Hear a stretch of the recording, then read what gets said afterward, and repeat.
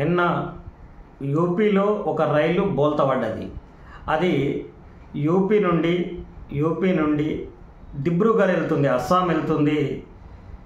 ఈ రైలు యూపీలో ఉన్నటువంటి గోండా అనే రైల్వే స్టేషన్ పరిధిలో ఈ యాక్సిడెంట్ జరిగింది. రైలు యొక్క 2 బోగీలు పూర్తిగా పట్టాల అవతలపై పడ్డాయి, మిగతావి ఒక సైడు ఒరగడం జరిగింది.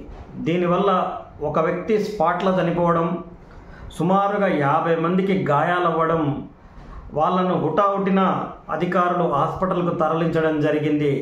కానీ ఈ సంవత్సరము ఈ సంఘటనతోని చూస్తుంటే రైళ్ళు ఎక్కువగా యాక్సిడెంట్లు జరగడం, లేదా పట్టాలు తప్పడం, లేదా రైళ్ల మధ్యన మెయింటెనెన్స్ వివరాలు సరిగా లేక నిలిచిపోవడం వంటి సమస్యలు ఈ సంవత్సరం బాగైనాయి.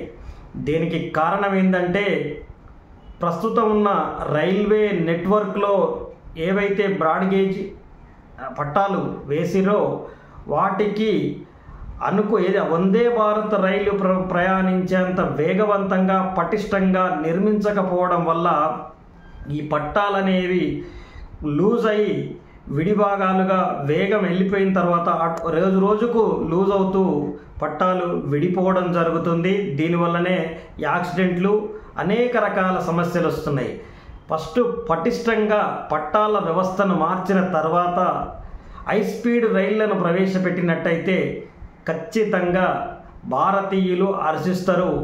ఇటువంటి ఇన్సిడెంట్లు మున్ముందు జరగకుండా నరేంద్ర మోడీ ప్రభుత్వం తగు జాగ్రత్తలు తీసుకోవాలి.